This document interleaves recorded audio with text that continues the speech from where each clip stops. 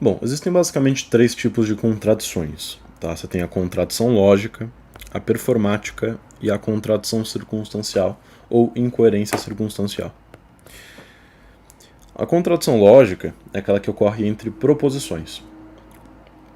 Na aula que a gente fala sobre as relações de oposição, isso já está claro, né? Ali a gente fala sobre contradição lógica e até a diferença entre contradição lógica e contrariedade, por exemplo. Tá? Então, é quando você tem duas proposições que de alguma forma se repugnam, de modo que uma é necessariamente verdadeira e a outra é falsa. Então, por exemplo, a caneca é azul e a caneca não é azul. Se a gente aplica essa afirmação a esta caneca aqui, a gente conclui facilmente que ela não é azul, certo? Entre duas proposições que são contraditórias, logicamente, apenas uma delas pode ser verdadeira e uma delas tem que ser falsa também. Nesse caso, a gente viu que a primeira é verdadeira, aliás, a segunda é verdadeira e a primeira é falsa. Nós temos então uma contradição como esse conjunto de duas proposições contraditórias. Isso é uma contradição, certo? Ou então aqui, né, todo homem racional e todo homem, ou algum homem não racional, nesse caso, né? Porque todo homem não racional seria o contrário de todo homem racional e não o contraditório. Mais uma vez, aula de oposições eu falo sobre isso. Então, todo homem racional e algum homem não racional, mesma coisa. A primeira vai ser verdadeira, nesse caso. A segunda vai ser falsa. Beleza, isso aqui é uma contradição lógica normal.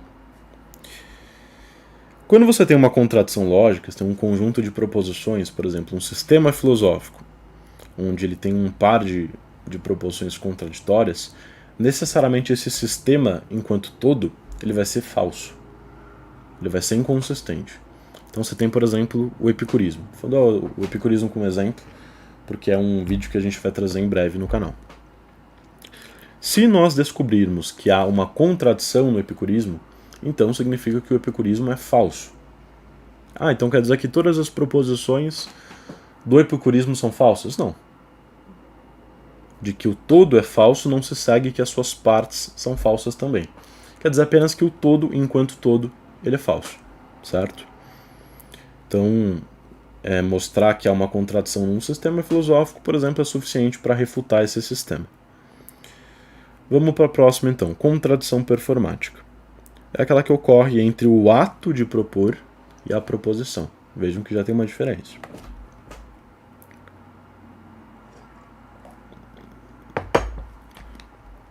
Ou como costumo anunciar, né? Entre o ato de asserir e a asserção. Tá? A mesma coisa. Então, por exemplo, quando eu digo eu estou morto, o conteúdo dessa proposição eu estou morto contradiz o próprio ato de dizer que se está morto. Porque quando você diz que você está morto, necessariamente você tem que estar vivo para dizer isso. Tá?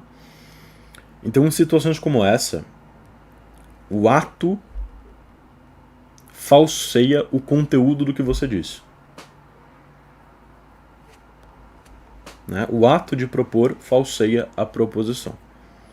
Nesse sentido, necessariamente nesse caso, a proposição ela vai ser sempre falsa. Porque o próprio ato ele já é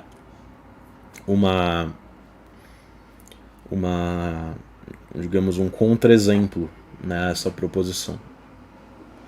Já é razão suficiente para você crer que essa proposição é falsa.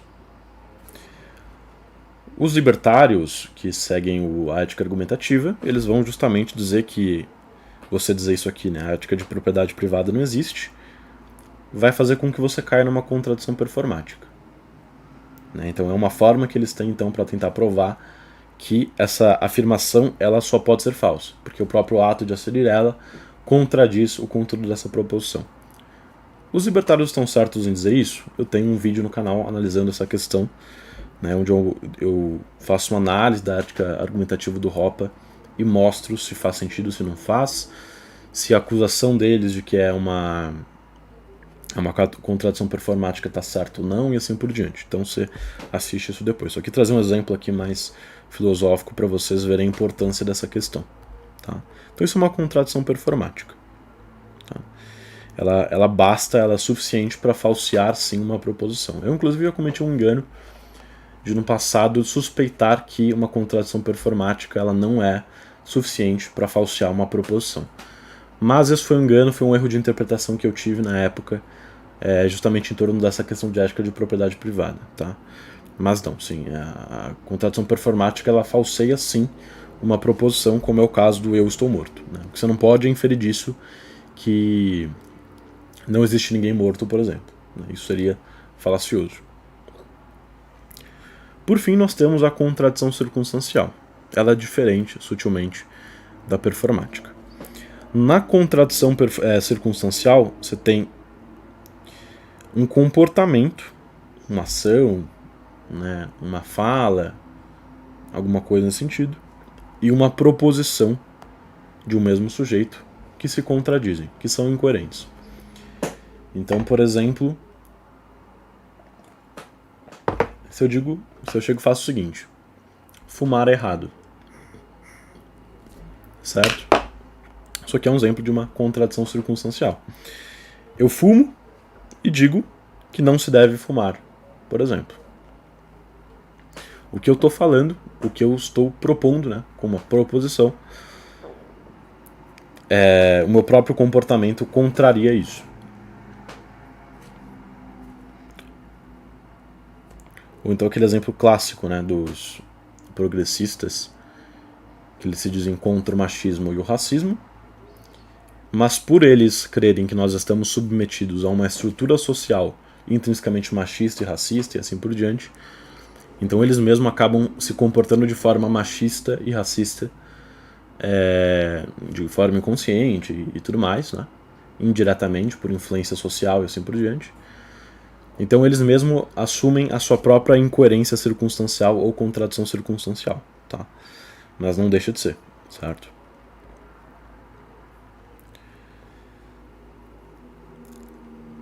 Agora, o fato de você diagnosticar uma contradição circunstancial é suficiente para você concluir que a afirmação da pessoa é falsa? Ah, ele diz que não deve fumar e ele fuma, então é mentira que não deve fumar. Na verdade, pode sim fumar. Claro que não, é evidente que não. A única coisa que a gente pode deduzir é que uma das duas coisas estão erradas. Né? Ou a proposição que ele diz é falsa, e então ele se enganou em termos do que ele pensa, ou o comportamento dele é de fato errado e a proposição, portanto, é verdadeira. Então ele errou no comportamento e não na proposição, certo? Pelo menos uma delas vai estar errada necessariamente. Claro, as duas podem estar erradas também, tá? Mas não é essa a questão. Tá? Então são basicamente essas as três formas de contradição que existem, certo?